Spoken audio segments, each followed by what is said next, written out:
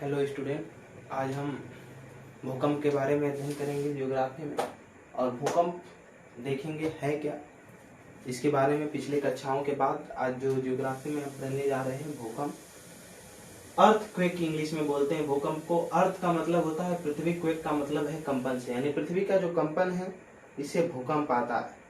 तो पृथ्वी के एक तरफ से कह सकते हैं कि पृथ्वी के अंतर्जात और बहिर्जात, जो पृथ्वी के अंदर आंतरिक और बाहरी जो बल लग रहा है, इनके कारण जो ऊर्जा का विस्थापन होता है, यानी पृथ्वी के आंतरिक बल और बाह्य बल के कारण जो विस्थापन हो रहा है, जो ऊर्जा निकल रही, जो उसका निष्कासन होता है, उससे क्या होता है कि जो तरंगे हैं, तरंगे उत्पन्न होते हैं। जो पृथ्वी के आंतरिक और बाह्य हिस्सों में जो बल कार्य करते हैं, उनसे जो ऊर्जा का निष्कासन होता है, उनसे तरंगे उत्पन्न होती हैं। और जब तरंगे उत्पन्न होती हैं तो पृथ्वी हमारी क्या है, हिलती है, कांपती है।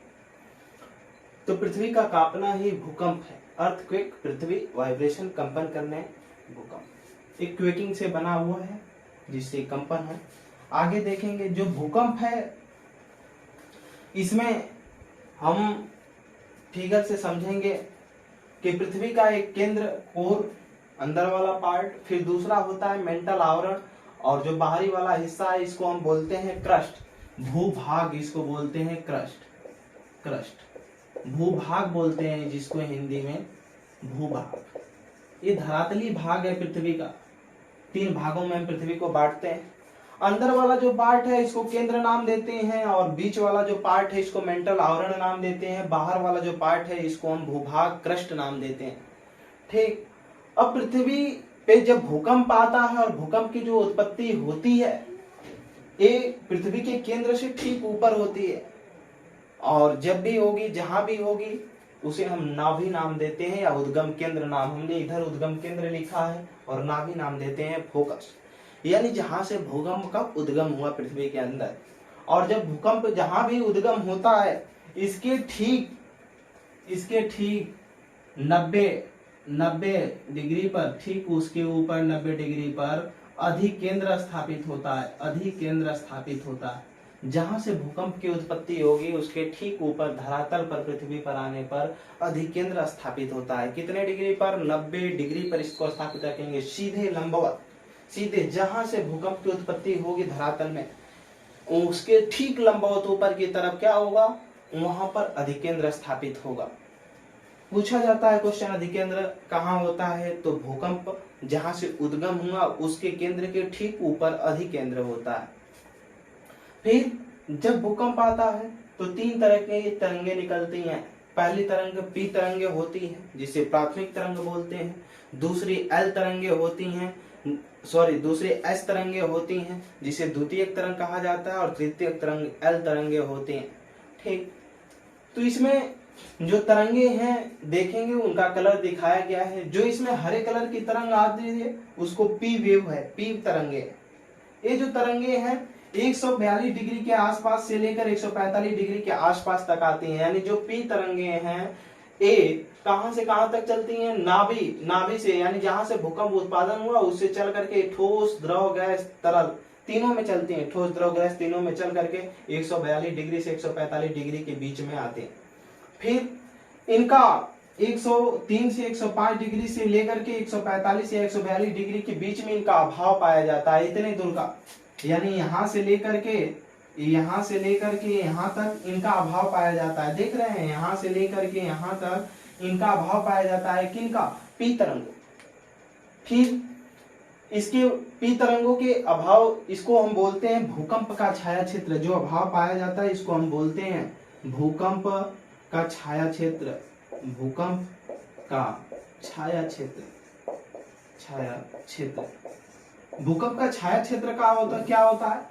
वे क्षेत्र जहां पर भूकंप की तरंगे नहीं पहुंच पाती हैं, क्या कहलाते हैं? भूकंप के छाया क्षेत्र कहलाते हैं। पी तरंगे सीधे नाभि से उत्पन्न, जहां से भूकंप उत्पादन हुआ, सीधे केंद्र से होती हुई धरातल की तरफ आगे बढ़ने लगते हैं और मेंटल तक आकर रुक जाते हैं। फिर अगला है एस तरंग, एस वेव, रेड कलर में जो बनी हुई है दोनों तरफ। ये तरंगे लिक्विड फॉर्म में नहीं चलते, केवल ठोस में चलते हैं। इसलिए ठोस में आई और 103 डिग्री से 105 डिग्री तक दोनों तरफ मिलेंगी हमको ये तरंगे धरातल पर। इसके बाद इनका अभाव पाया जाता है इतने से इतने के बीच में इधर। अब जो एल तरंगे होती हैं केवल यही धरातल पर पहुंच पाती हैं, जो हमने नीले कलर से बनाया है एल वेव, एल तरंगे ही धरातल पर आती हैं और सबसे खतरनाक मानी जाती। अब हम जो है भूकंप के बारे में अध्ययन करते हुए थोड़ा सा इसमें यह भी समझेंगे कि भूकंप क्या है। लिखेंगे वह स्थान, इसमें से वह स्थान वह स्थान वह स्थान जहां से भूकंप की जहां से भूकंप के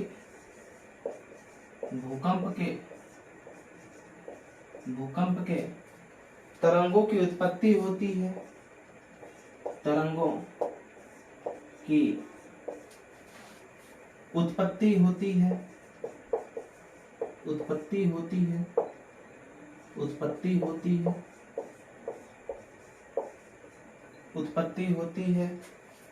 उद्गम केंद्र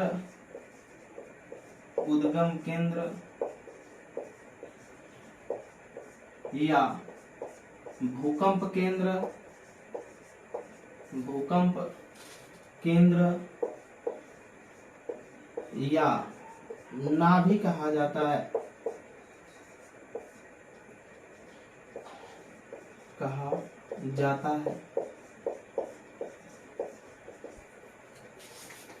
अब हमने बताया वो स्थान जहां से भूकंप के तरंगों की उत्पत्ति होती है उसको क्या बोलते हैं, उद्गम केंद्र या भूकंप केंद्र, या उसको बोलते हैं नाभि। नाभि कहाँ है इसमें, यहाँ पर नाभि है, यहाँ से क्या है भूकंप उत्पादित हो रहा है, यहाँ से तरंगे निकल रही हैं। यानी सबसे पहले भूकंप की तरंगे मतलब नाभि से भूकंप की तरंगे निकलेंगी।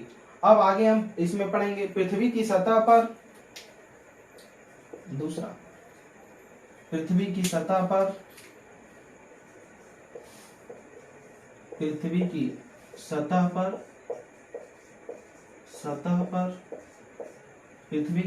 पर भूकंप के समान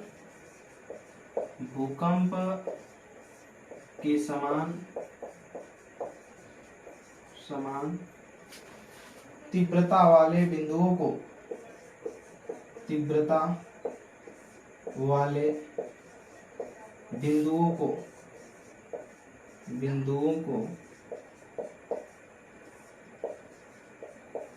को मिलाने वाली रेखा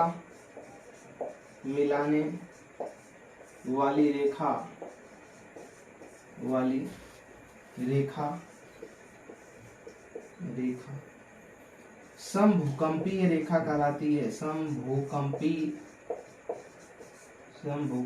रेखा कहलाती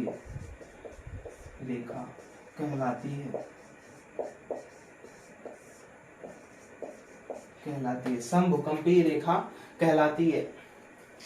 यानी जो पृथ्वी की सतह पर एक समान तीव्रता वाले, जहां जहां पर समान तीव्रता का भूकंप आया है वहां से लेकर के दूसरे जगह पर, माना हम दो स्थान है धरातल पर, ए है और एक बी है, अगर ए और बी पर दोनों जगहों पर जो समान तीव्रता का भूकंप आया है, इसको जो मिलाने वाली एक काल्पनिक रेखा होगी उसको हम क्या नाम देते हैं, समभूकंपीय रेखा कहलाती है। इसको याद रखेंगे, इंग्लिश भी अपना खोज करके इसको नोट करेंगे कि ये क्या चीज है। आगे देखेंगे, इतना नोट करेंगे, आगे इसके बाद हम देखेंगे, थोड़ा फास्ट नोट करेंगे।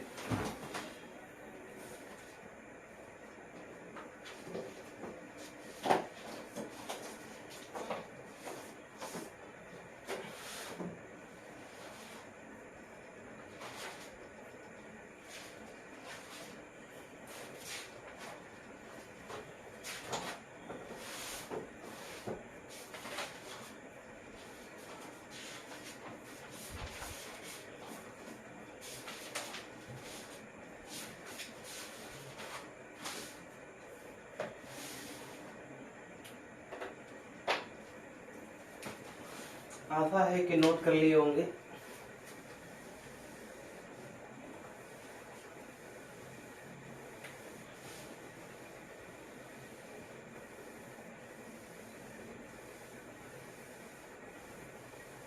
आगे हम लिखेंगे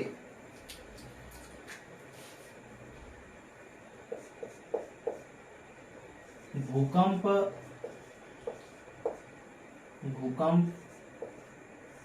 के केंद्र के ठीक ऊपर 90 डिग्री पर अधिकेंद्र होता है। अधिकेंद्र स्थापित होता है।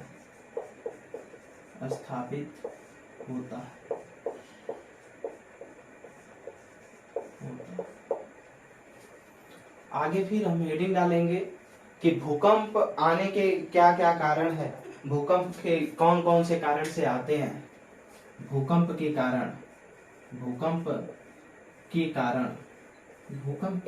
कौन कौन से, किन कारणों से भूकंप आते हैं, भूकंप के आने के कारण हेडिंग डालिएगा, भूकंप के आने के कारण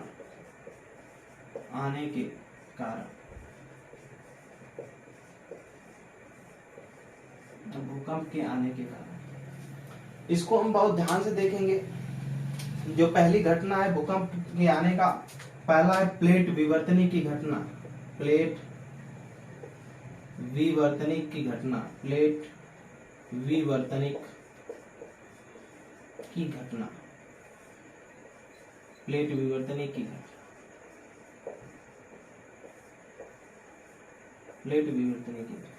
जैसा कि पिछली कक्षाओं में हमने बताया कि जो प्लेट विवर्तनिक की घटना है क्या है, यहाँ हम बस इतना जानेंगे कि जो प्लेटें हैं पृथ्वी पर स्थापित, ये जो प्लेटें हैं 8 बड़ी प्लेटें और 22-23 जो छोटी प्लेटें हैं, फिर मध्य प्लेटें भी हैं। ये जो प्लेटें हैं गति करती हैं और पृथ्वी है और पृथ्वी के अंदर मैग्मा भरा हुआ है, प्लूम, जिसे प्लूम बोलते हैं। ये मैग्मा भरा हुआ और पृथ्वी पर जो प्लेटें बनी हैं इसी मैग्मे पर गति कर रही हैं और जब ये हिलती हैं तो क्या आता है, भूकंप आता है। तो प्लेट विवर्तनिक की घटना यानी क्या होगा, मैग्मा होगा, और जब मैग्मा पे कौन स्थापित है, प्लेट है, और प्लेट जब हिलेगी तो क्या आएगा, प्लेटों पर स्थापित है स्थलमंडल,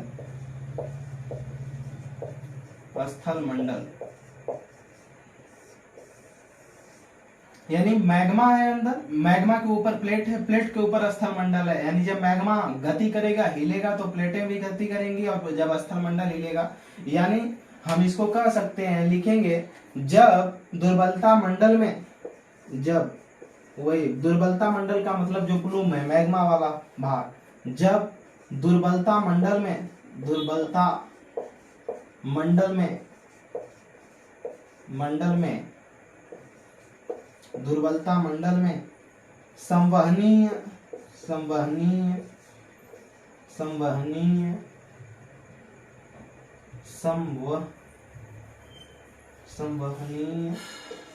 संवहनीय धाराओं का या धारा बनती है तो प्लेट गति करती है,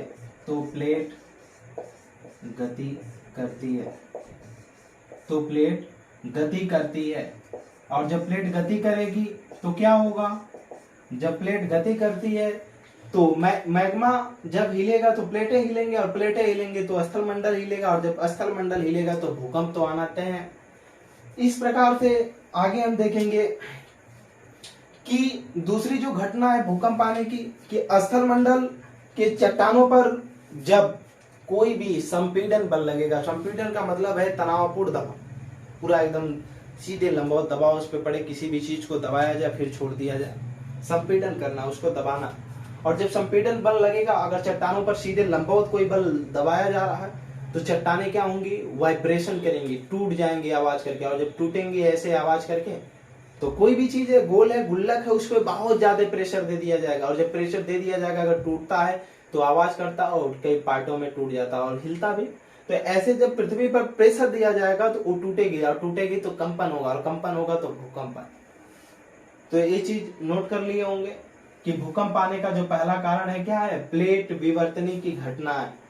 और दूसरी तरीके से इसमें और देख सकते हैं, जो प्लेट विवर्तनी की जो घटना है, ये प्लेट विवर्तनी की घटना इस तरह से भी है, जब ये प्लेटें गति करेंगी और जब गति करेंगी तो दो प्लेटों के बीच में दरार का निर्माण होगा, और जब दरार का निर्माण होगा तो क्या होगा, भूकंप आएगा। देखेंगे, इसको आगे लिखेंगे। प्लेट विवर्तनी की घटना में इतना है, पहला पॉइंट नोट करिएगा, फिर आगे लिखेंगे। इसी में लिखेंगे, इसमें थोड़ा ऊपर से लिखें, इसी जगह लिखिएगा। चट्टानों पर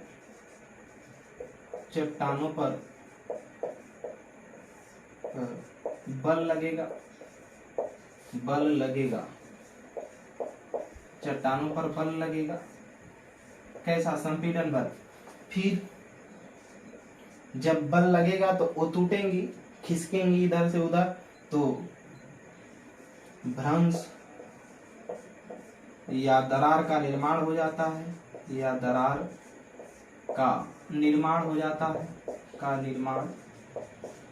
भ्रंश या दरार का निर्माण होता है। और जब ऐसा होता है तो चट्टान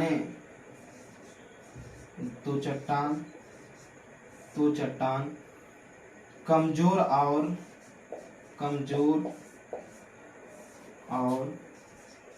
भ्रंशित हो जाती है, भ्रंशित हो जाती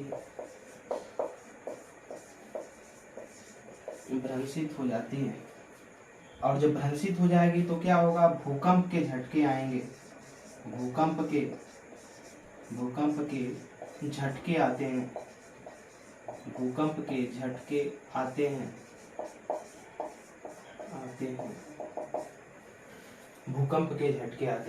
यानी चट्टानों पर जब कोई भी बल काम करेगा, चट्टानों में दरार या भ्रंश आ जाएगी, और जब भ्रंश आएगी तो चट्टानें क्या हो जाएंगी, कमजोर और भ्रंशित का मतलब एक दरार के नुमा आकार, घाटी का आकार भ्रंश हो जाएगा। और जब ऐसा होगा, जब चट्टानें कमजोर हो जाएंगी आपस में, भूकंप के झटके आते हैं। जैसे एक उदाहरण के रूप में समझेंगे कि ये मान लेते हैं पृथ्वी है, ठीक। अब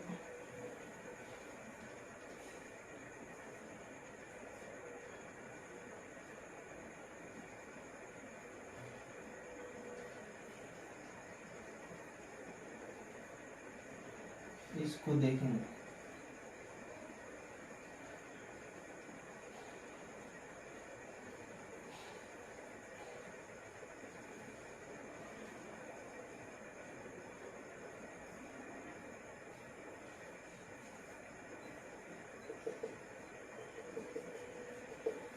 ठीक। ये मैग्मा भरा हुआ है। अभी जो चट्टाने पे ये परत बनी हुई है, ये चट्टान है। इस तरह से हमारी तीनों चट्टाने हैं, ठीक। अंदर भी 3 लेयर में है, जो ये चट्टाने हैं 3 लेयरों में।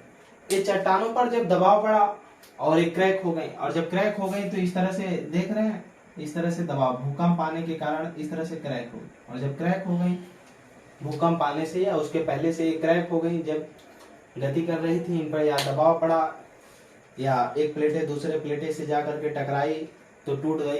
तो इसे जब दरार निर्मित होगा तो यहाँ से प्लूम बाहर आएगा, और जब मैग्मा बाहर आएगा तो इसके बाद ये प्लेटें जब इधर से उधर हटेंगी तो जाहिर सी बात है कि क्या होगा, हिलेंगी तो स्थलमंडल हिलेगा तो भूकंप आए।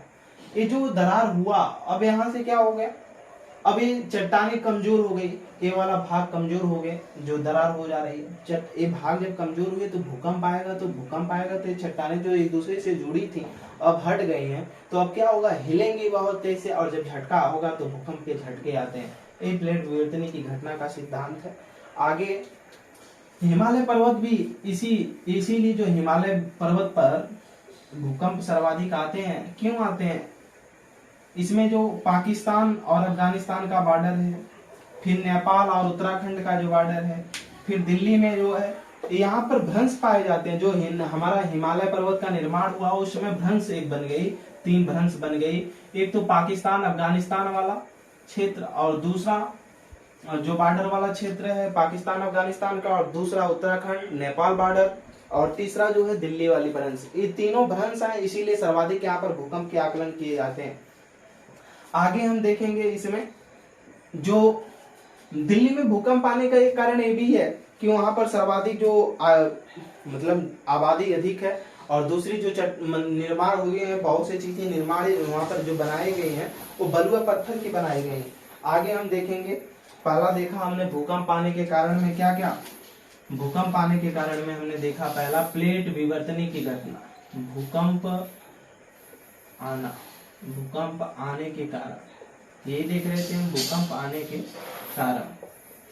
पहली घटना को हमने क्या देखा, प्लेट विवर्तनी की घटना से क्या आते हैं, भूकंप आते हैं। कौन सी, प्लेट विवर्तनी की। अब दूसरी घटना में हम देखेंगे,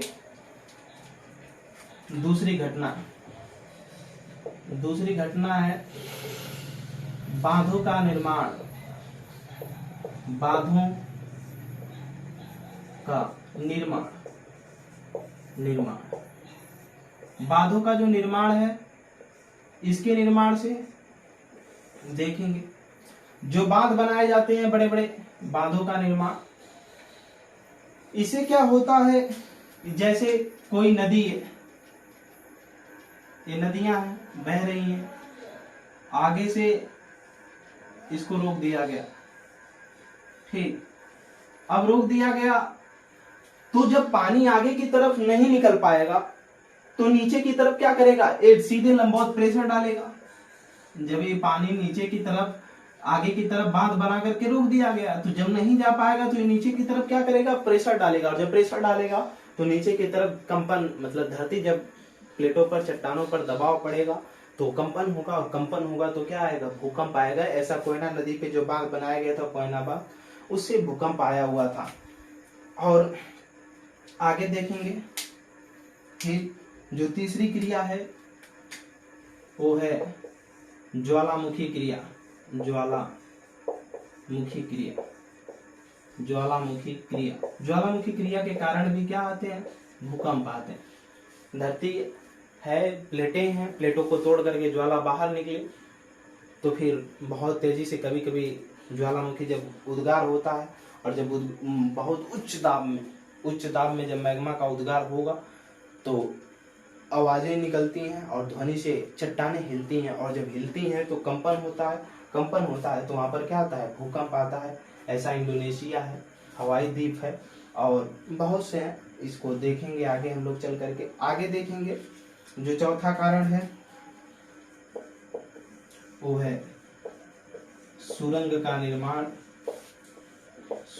निर्माण, यानी जब हम चट्टानों को तोड़कर क्या करते हैं, सुरंग का निर्माण, चट्टानों को तोड़ना,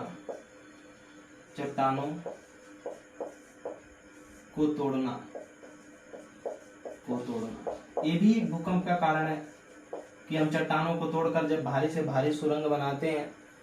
कैसे, जैसे में हम मान लेते हैं ये बहुत बड़ा, बहुत विशाल पर्वत है, अब इसके बीच से लीकेज किया जा रहा है जाने के लिए, अब रास्ता हम ढूंढ रहे हैं बाईपास। अब हम जब इसके अंदर से रास्ता को ढूंढ रहे हैं, तोड़ करके जाएंगे बाहर की तरफ, तो कभी कभी क्या होता है कि धरातल वाला हिस्सा हिलने लगता है, निचले जमीन के अंदर जब सुरंग बनाई जाती है और हिलता है, तो इस तरह से मानव द्वारा कृत्रिम भूकंप आते हैं। ये मानव द्वारा कृत्रिम बांध के द्वारा भूकंप आया।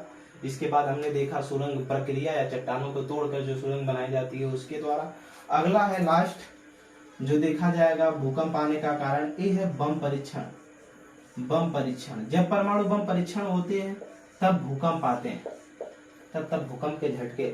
और अभी हाल ही में एक केस देखा गया कि जो नोएडा में 3 टावर ध्वस्त किए गए, इसे भी 4.5 का भूकंप के 4.5 तीव्रता के भूकंप का आकलन किया गया। यानी जब बड़ी बड़ी इमारतें धरती पर गिराई जाती हैं तो ऐसे भूकंप आने के कारण है। पहला हमने देखा प्लेट विवर्तनी की घटना, दूसरा बांधों का निर्माण, तीसरा ज्वालामुखी की क्रिया, चौथा सुरंग या चट्टानों को तोड़ने से और बम परीक्षण से क्या आते हैं, भूकंप आते हैं। आगे हम लोग पढ़ेंगे भूकंपीय तरंगों के बारे में। भूकंपीय तरंगों के बारे में। और कोई भी अगर चीजें नहीं समझ में आती हैं उसको आप कमेंट सेक्शन में जरूर बताएंगे। आगे हम पढ़ेंगे भूकंपीय तरंग। भूकंपीय तरंग हेडिंग रहेगी भूकंपीय तरंग। भूकंपीय तरंग, भूकंपीय तरंग। इसमें हम देखेंगे भूकंपीय तरंग में इसको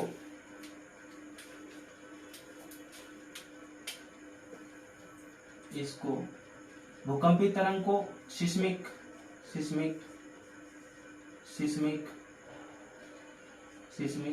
तरंग भी कहते हैं। सिस्मिक तरंग भी कहते हैं किसको? भूकंपीय तरंग को। दूसरा जो है कहते हैं उद्गम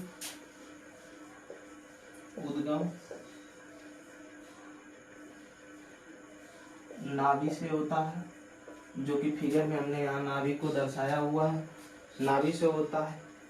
इसमें प्राथमिक तरंग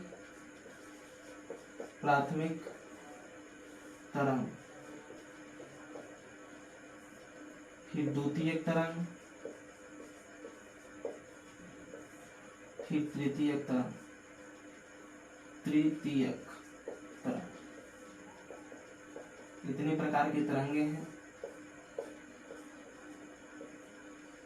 ठीक, प्राथमिक तरंग को हम P नाम देते हैं, द्वितीय तरंग को हम S नाम देते हैं और तृतीय तरंग को L नाम देते हैं। आगे इन चीजों को आप नोट करेंगे। इसके बाद हम आगे तरंगों के बारे में पढ़ना स्टार्ट करेंगे, कौन सी तरंग क्या है, कैसे, इन चीजों के बारे में।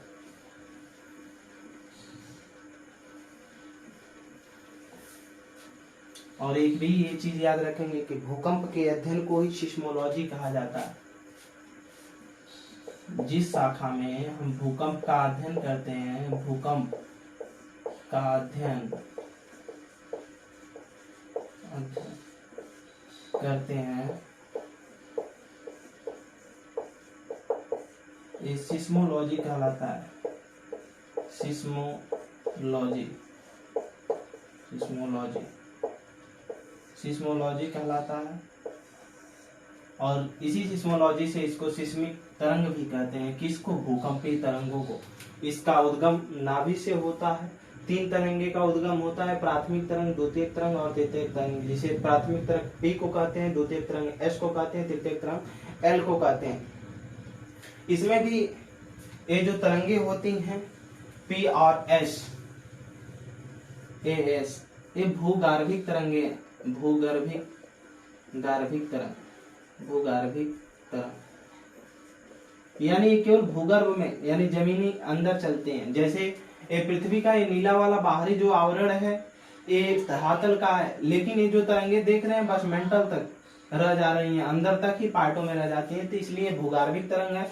और धरातलीय तरंग केवल एल है, ये धरातलीय तरंग है, ये धरातलीय तरंग है। कौन? एल। क्वेश्चन पूछे जा सकते हैं कि जो भूगार्भिक तरंग है वो P और S है, और जो धरातलीय तरंग है वो L है। और भूकंप के अध्ययन को ही क्या कहा जाता है? सिस्मोलॉजी कहा जाता है। इतना नोट कर लिए होंगे, आगे हम देखेंगे।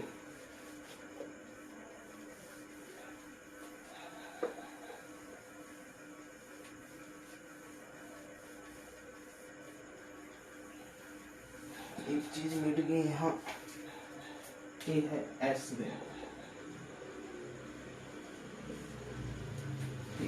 अब हम सभी तरंगों के बारे में देखेंगे। पहला है P तरंग, P वेव। फिर दूसरा देखेंगे, दूसरा है S वेव। फिर तीसरा है L वेव।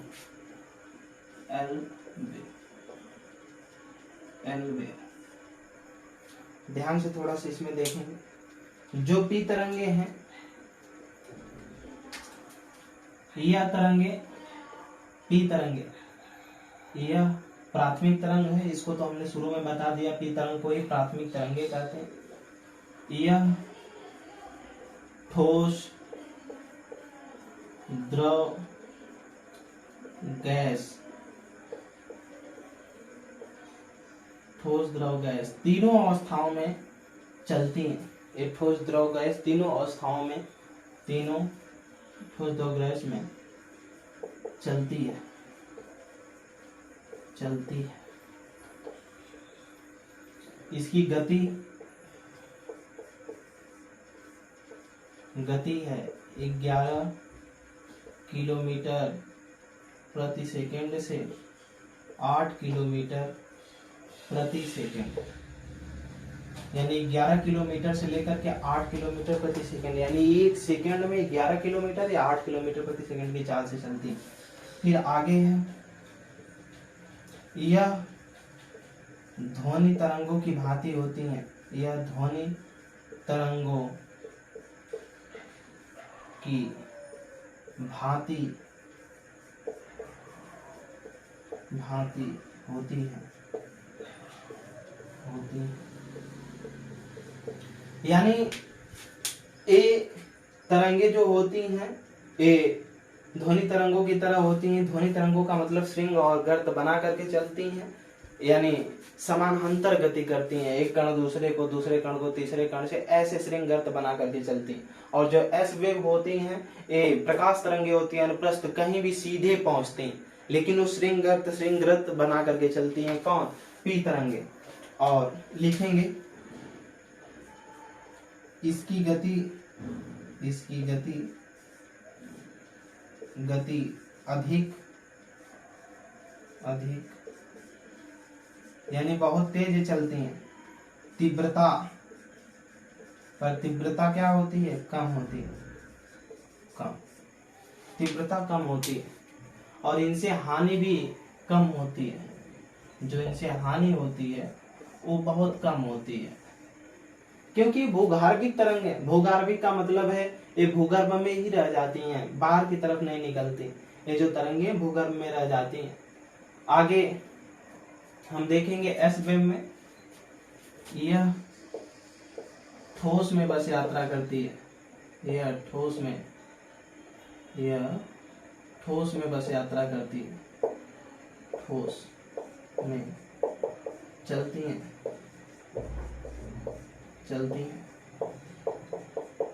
गति, इसकी जो गति होती है वो होती है 8 किलोमीटर प्रति सेकंड से लेकर के 6 किलोमीटर प्रति सेकंड, यानी एक सेकंड में 8 किलोमीटर या 6 किलोमीटर के बीच के राउंड में चलती हैं। कौन? S wave. इसको द्वितीय तरंग भी कहा जाता है। यह प्रकाश तरंगों की भांति होती हैं। यह प्रकाश तरंगों की भांति होती हैं। तरंगों यानी अनुप्रस्थ होती हैं, तरंगों की भांति होती हैं, यानी कहीं भी पहुंचना है सीधे लंबवत होती हैं। हमने बताया कि जो पी वेव है ये कहीं भी पहुंचेगी तो श्रृंगर्त इस तरह से चलेगी समान, लेकिन एस वेव कहीं भी पहुंचना है सीधे जाएगी, सीधे। देख रहे हैं ये थोड़ा सा झुकाव में आ रही हैं और ये सीधे पहुंच रही हैं, ये चीजें होती हैं। और इसकी गति के बारे में देखेंगे। इसकी गति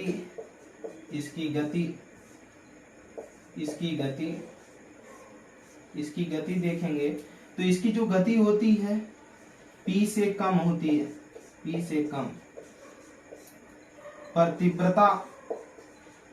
तीव्रता देखेंगे तो p से अधिक होती है, p से अधिक होती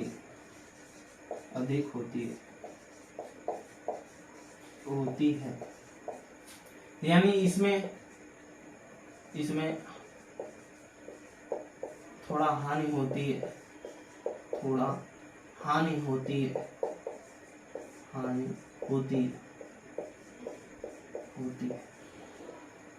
इसमें थोड़ा हानि होती है इस वाली तरंगों में।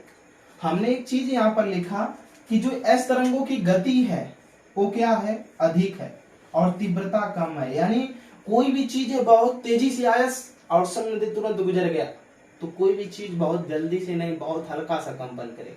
लेकिन कोई भी चीज है इसकी गति p से कम है, यानी इसकी गति इससे थोड़ा सा कम है, एक कम गति में 8 किलोमीटर से 6 किलोमीटर चल रही है और 11 से 8 ये चीज थी। अब इस तरह से है कि थोड़ा सा उससे हल्की आएगी तो कुछ देर तक उसको कंपन कराएगी, यानी इसकी गति तो कम होगी लेकिन वहां पर पी से इसकी तीव्रता क्या होगी, भूकंप मतलब महसूस किया जाएगा, तीव्रता अधिक रहेगी। जो एल वेव है इसकी जो खोज किया था एच डी लव ने किया था, खोज एच डी लव ने किया था, एच डी लव ने किया था, इसीलिए इस तरंगों का नाम क्या हो गया, एल वेव। कोई भी पूछता है कि जो तृतीयक तरंग है एल, इसको तृतीयक तरंग बोलते हैं, ठीक। ये धरातल पर आती है, ये धरातलीय तरंग है, यहाँ पर नोट भी करेंगे, ये धरातलीय तरंग है, ये धरातलीय तरंग है, ये धरातलीय तरंग है। और ये जो दोनों है ये भूगार्भिक तरंग है, ये पी और ये एस, ये भूगार्भिक तरंग है, भूगार्भिक तरंग, गार्भिक तरंग। भूगार्भिक का मतलब भूमि के अंदर चलने वाली तरंग, ठीक। और ये धरातल का मतलब है पृथ्वी पर आएगी, जो एल वेव ये दिखाया गया है, ये ऊपर की तरफ जो जा रही है ये एल वेव, इसकी खोज एच डी लव ने किया था। आगे देखेंगे हम इसकी गति, इसकी जो गति होती है ये 6 किलोमीटर प्रति सेकंड से लेकर के 4 किलोमीटर प्रति सेकंड के बीच होती है, ठीक। ये ज्यादा हानिकारक होती हैं, हानियां ज्यादा होती हैं, ज्यादा, बहुत ज्यादा हानियां होती हैं, बहुत ज्यादा खतरनाक होती हैं। यह धरातल पर चलती हैं, यह धरातल पर चलती है, यह धरातल पर बस चलती है, ऊपर की तरफ यहाँ पर जो हमने दर्शाया है नीले पेन से। फिर आगे की तरफ इसमें देखेंगे इसकी जो गति होती है, इसकी गति बहुत कम होती है, कम, लेकिन तीव्रता यानी जो भूकंप की इसमें तीव्रता होगी वो अधिक होती है, बहुत अधिक। यानी कोई भी चीज है वो बहुत स्लो गति से हिलते हुए आ रहा है, बहुत स्लो गति से, और हिला बहुत ज्यादा रहा, यानी गति इसकी बहुत कम है 6 से 4 के, लेकिन तीव्रता क्या है, भूकंप की तीव्रता अधिक होगी इसमें। आगे तीनों तरंगों के बारे में हमने देखा। अब हुआ क्या, क्रोएशिया एक स्थान था, क्रोएशिया, आगे देखेंगे क्रोएशिया यूरोप में पड़ता है, वहीं पर एक कुल्बा घाटी है, वहां 1909 में एक बार भूकंप आया, और जब भूकंप आया तो वहां पर 2 तरंगों की खोज की गई, 2 तरंगों की जो खोज की गई, एक तरंग पी के भांति व्यवहार करती थी जिसकी गति 11 से और 8 के बीच में मिली, लगभग 9 किलोमीटर प्रति सेकंड, उसको हमने पीजी तरंग नाम दे दिया। फिर थोड़ा सा इससे कम की मिली, उसको हमने पी स्टार नाम दे दिया। फिर उसी प्रकार एस तरंगों की जो वहीं पर खोज हुई उसके हम एस जी तरंग और एस स्टार तरंग नाम दे दिया। आगे उन्हीं तरंगों के बारे में पढ़ना है कि किन वैज्ञानिकों ने दिया। इन तरंगों के बारे में हो गया होगा, अगर कोई भी किसी को डाउट होगा तो हमको बताएगा सारी चीजें।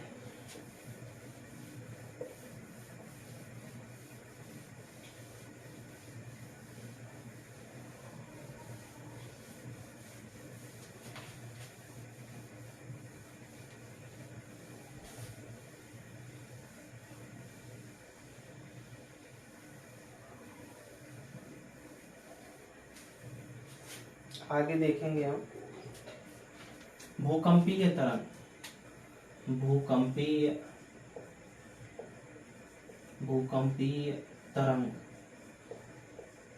भूकंपीय तरंग। भूकंपीय तरंग में देखें तो एक स्थान है क्रोएशिया, क्रोएशिया यूरोप महाद्वीप में पड़ता, यूरोप, ये यूरोप महाद्वीप में है क्रोएशिया। हुआ क्या, यहीं पर एक कुल्पा घाटी है, कुल्पा घाटी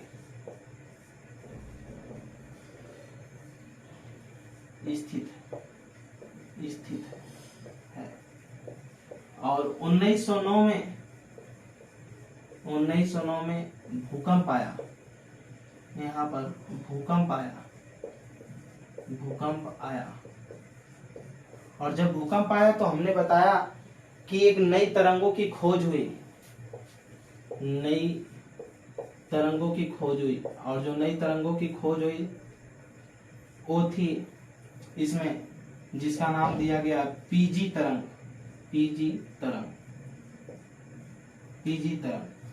और जो बाद में चल करके फिर 1923 के आसपास, 1923 के आसपास एक वैज्ञानिक हुए जिसका नाम था कोनराड। इन्होंने एक नई तरंग की खोज किया जो दूसरी तरंग थी, पी तरंगों में ही नई तरंगे, पीजी तरंगे, एक नई तरंगे खोज किया इन्होंने, पी वेव की भांति ही थी, जिसका नाम दिया गया P star wave. P star तरंग यहां लिख लेंगे, पी तरंगों की भांति थी, पी तरंग के भांति थी,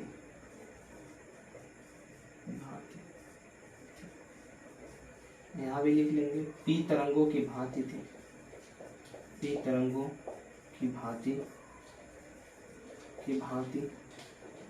थी। यही चीज सेम टू सेम जब भूकंप आया तो इसका मतलब है तीनों तरंगों का उद्गम होगा।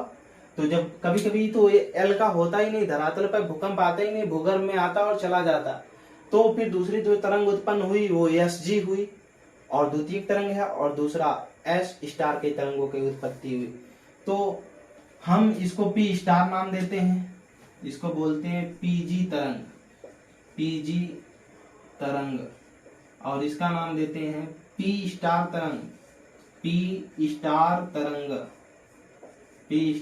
तरंग।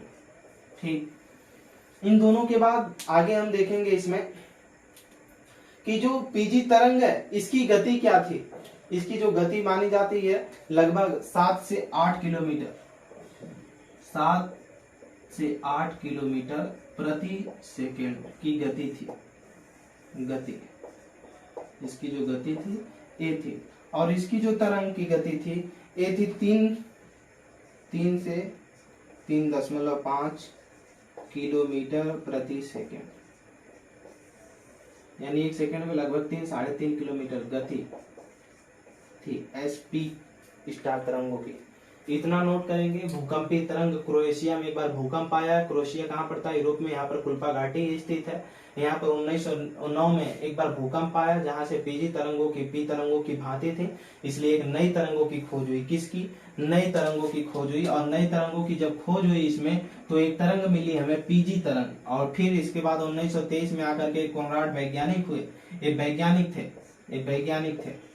वैज्ञानिक कोनराड असंबद्धता के बारे में हमने जिनके बारे में पहले पृथ्वी में पढ़ा है, ये वैज्ञानिक थे। इन्होंने पी स्टार वेव की तरंगों की यानी पी स्टार तरंग की खोज किया, जिसकी गति 3 से 3.5 किलोमीटर प्रति सेकंड थी। आगे की तरफ हम पढ़ेंगे, इन तरंगों की गति को लिखेंगे कि इन तरंगों की गतियां क्या है।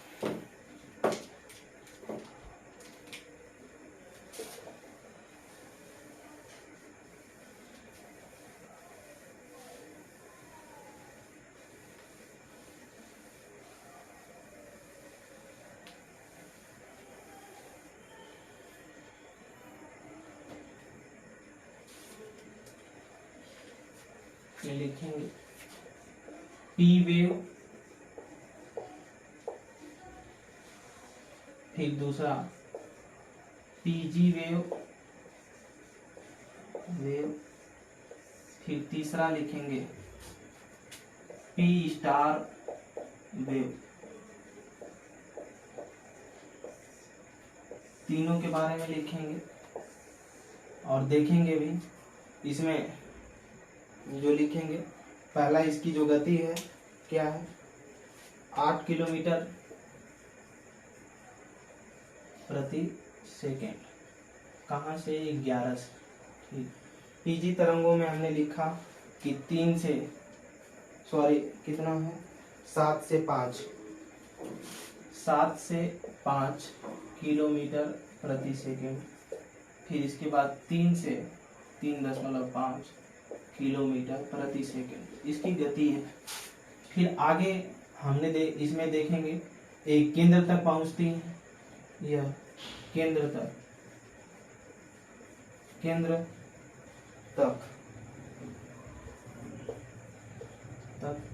जाती है। एक केंद्र से होकर गुजर रही है, देखिए ना कि तरंगे जो हरे कलर में बना हुआ है। फिर केंद्र तक पहुंचती हैं। फिर आगे इसको लिखेंगे ये लगभग 700 किलोमीटर, और इसको लिखेंगे 500 से 600 किलोमीटर। 500 से 600 किलोमीटर की यात्रा तय करते हैं। आगे द्वितीय तरंगों के बारे में हमने देखा कि जो एस तरंगे हैं उनके बारे में भी इसी तरह लिखेंगे बना करके। आशा है कि ये नोट कर लिए होंगे।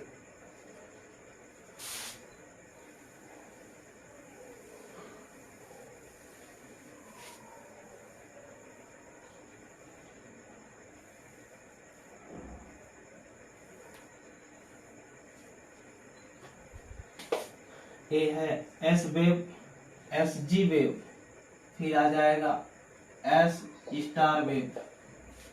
इनके बारे में लिखेंगे। सामान्य इनकी 6 से 8 किलोमीटर, 8 से 6 किलोमीटर प्रति सेकेंड। ठीक, और जो दूसरे की गति होगी ये 2.5 किलोमीटर प्रति सेकेंड,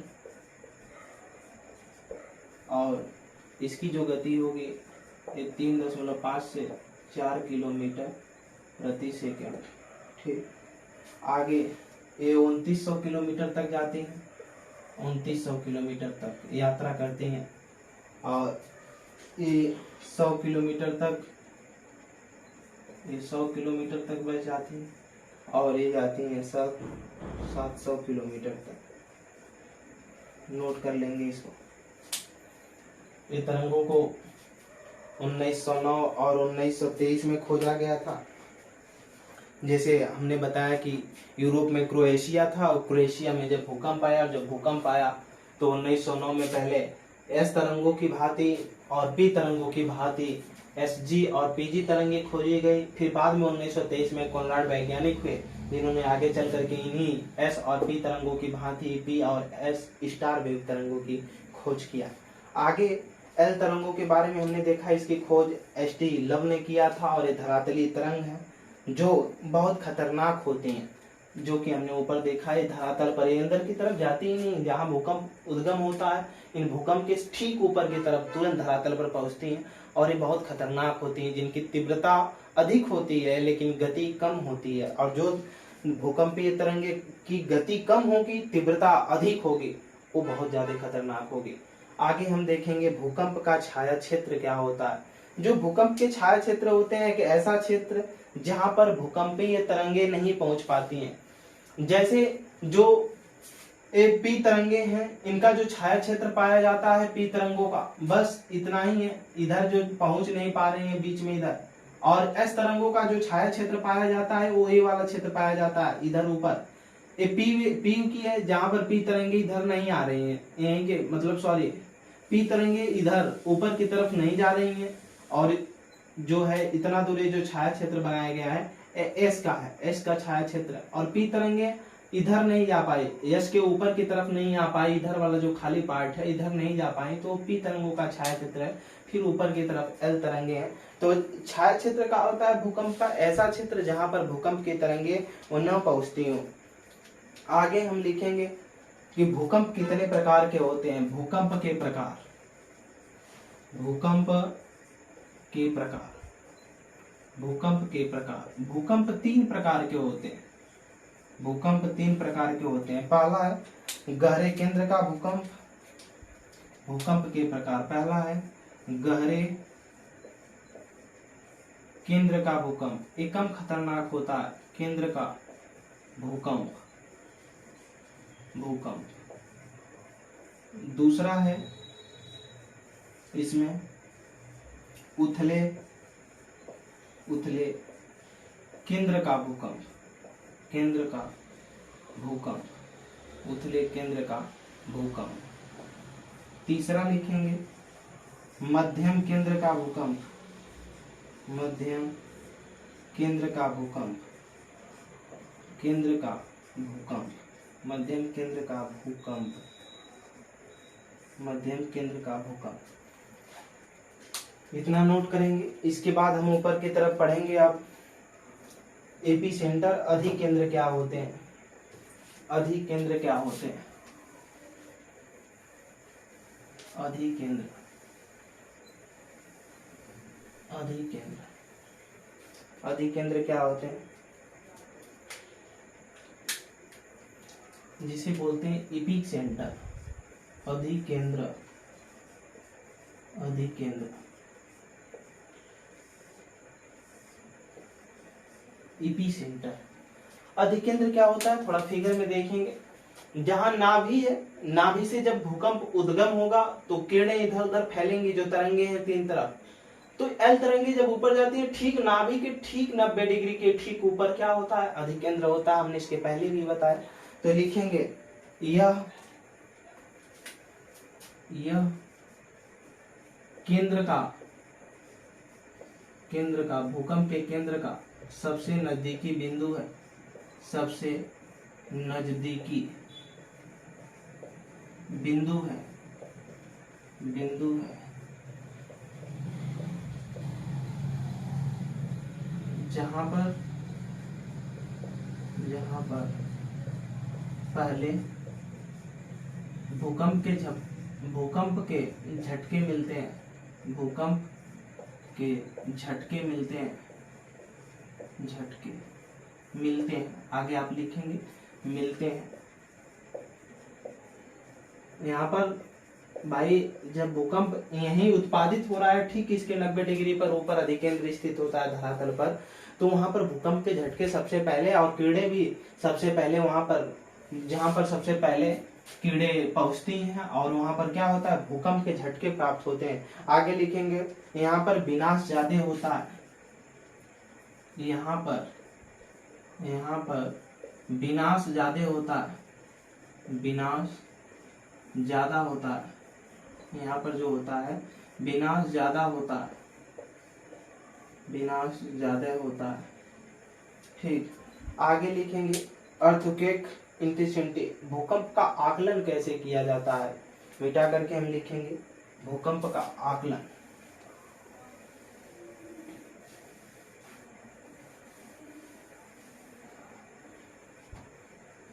हेडिंग रहेगी भूकंप का आकलन, भूकंप का आकलन या तीव्रता, भूकंप की तीव्रता। भूकंप की तीव्रता को हम कैसे मापेंगे, इस चीज को हम देखेंगे इसमें। तो लिखेंगे भूकंप की तीव्रता का आकलन, भूकंप की तीव्रता का आकलन सिस्मोग्राफ के द्वारा किया जाता है, सिस्मोग्राफ, सिस्मोग्राफ के द्वारा किया जाता है, के द्वारा किया जाता है, सिस्मोग्राफ के द्वारा किया जाता है। अब तक जो सिस्मोग्राफ की अब तक सर्वाधिक तीव्रता का भूकंप, तीव्रता का भूकंप 8.9, 8.9। सिस्मोग्राफ क्या होता है, सिस्मोग्राफ एक पैमाना है जिसपे रिएक्टर स्केल की तरह 0 से लेकर के रिएक्टर स्केल होती है, जिसपे 0 से लेकर के 9 तक अंक बने रहते हैं, पाई खींची रहती है जैसे स्केल पर बनी रहती है।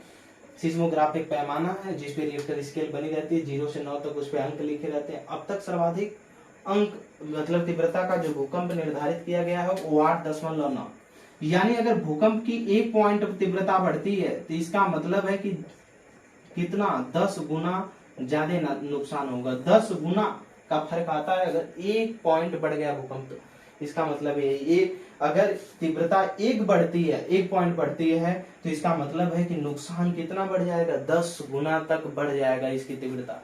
किसकी? भूकंप की। यानी भूकंप में कोई भी अगर भूकंप एक तीव्रता अगर बढ़ी तो इसका मतलब है कि वहां पर सर्वाधिक क्या आएंगे? भूकंप आएंगे। आगे देखेंगे, सिस्मोग्राफ एक उपकरण है किसको? भूकंप नापने का, जिसपे रिएक्टर स्केल बनी होती है 0 से 9 तक। आगे लिखेंगे रिएक्टर पैमाने पे, वही 0 से 9 लिख लेंगे, रिएक्टर पैमाना होता है जिसको पढ़ने के लिए होते हैं। आगे हम हेडिंग डालेंगे कि जो भूकंप है इसमें कौन कौन से भूकंप की तीव्रता क्या है, प्रकृति क्या है, क्या क्या नाम देते हैं।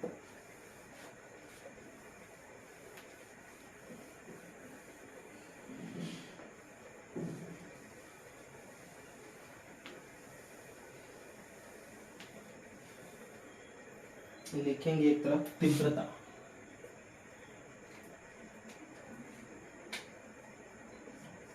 तीव्रता, तीव्रता लिखेंगे। फिर दूसरे तरफ लिखेंगे भूकंप प्रकृति,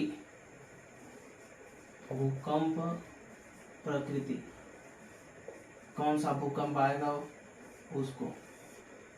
और फिर अगला लिखेंगे प्रभाव, इसका इफेक्ट क्या होगा, प्रभाव, यानी जब भूकंप आएगा तो इसका प्रभाव क्या आएगा। पहला है 7.5, अगर 7.5 से अधिक आएगा, ठीक, ऐसे स्थिति में ये यांत्रिक भूकंप कहलाएगा, यांत्रिक भूकंप, भूकंप, यांत्रिक भूकंप, भूकंप। ये है महसूस नहीं होता है, प्रभाव क्या होगा, महसूस नहीं होता है, नहीं होता है, यानी भूकंप महसूस नहीं होता है, ये वाला आएगा। तो अगला लिखेंगे 4.8, 4.8, अगर 4.8 तीव्रता का भूकंप आता है तो क्या होगा, ज्यादा प्रबल होगा, ज्यादा प्रबल, ज्यादा प्रबल होगा। और ज्यादा प्रबल होगा तो सोते हुए महसूस होगा, सोते हुए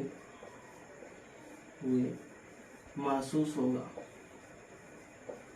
सोते हुए महसूस होगा, सोते हुए महसूस होगा। अगला देखेंगे 4.9 से 5.4, 4.9 से 5.4, अगर तीव्रता का भूकंप आता है तो क्या होगा, ये स्ट्रांग होगा, और स्ट्रांग होगा, वस्तुएं हिलना शुरू हो जाएंगे, वस्तुएं हिलना शुरू हो जाएंगे, स्टार्ट, वस्तुएं हिलना स्टार्ट हो जाएंगे।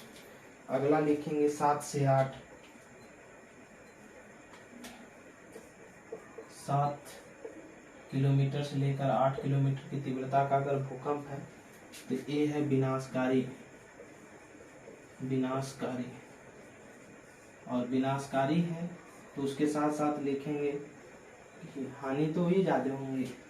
फिर अगर 8.1 से है, 9 के बीच में है, तो फिर प्रलयकारी, प्रलयकारी, और सब कुछ क्या हो जाएगा, सर्वनाश हो जाएगा। अब ये चीज रहा। अब भूकंप में भूभौतिक भागों में भारत को कितना बांटा गया है, 4 भागों में बांटा गया है। पूरे विश्व को कितने भूकंप महादेवी पेटी में बांटा गया है, इसको भी कल हम लोग देखेंगे। इतना आज देखने के बाद आशा है कि आप इसको समझेंगे, बेहतरीन तरीके से समझेंगे और आगे भी कार्य करेंगे। आज के लिए इतना ही, धन्यवाद, प्रणाम। और ज़्यादा से ज़्यादा लोगों को ऑनलाइन जो हमारे क्लास चल रहे हैं इनके बारे में सूचना दे और उनको बताएं भी कि प्ले स्टोर से हमारा उमाकांत यादव सर जी क्लासेस का ऐप इंस्टॉल करें, जहां पर 5 सितंबर के बाद सभी क्लासें पेड के रूप में चलेंगी, यानी फीस देने के बाद ही चलेंगी। और ज़्यादा से ज़्यादा हमारे चैनल को सब्सक्राइब करें यूट्यूब पर और एक दूसरे को सूचना देते रहें। आज से निरंतर ज्योग्राफी की भी क्लास हैं यहाँ से पढ़ाई जाएंगी जहाँ से छोड़ा गया था। आज के लिए इतना ही, धन्यवाद, प्रणाम।